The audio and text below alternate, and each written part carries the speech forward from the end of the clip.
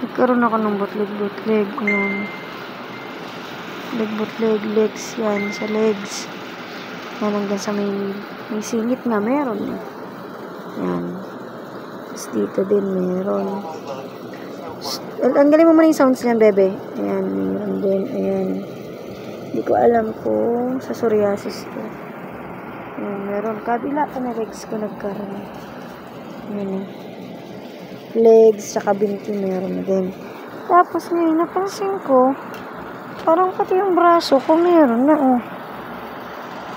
Ayan, oh. Itong side na to, nakikita nyo ba?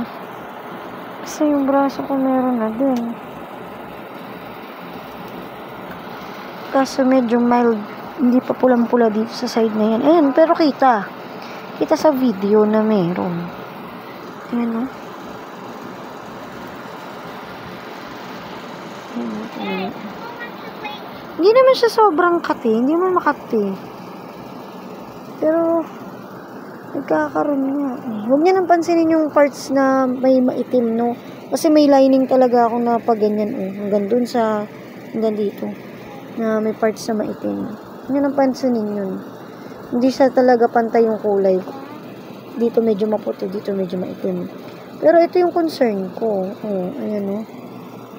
Karoon ako ng ganyan. Hindi ko sure kung ano to. Ayan, oh. Ito nung nakaraan, kala ko pasa.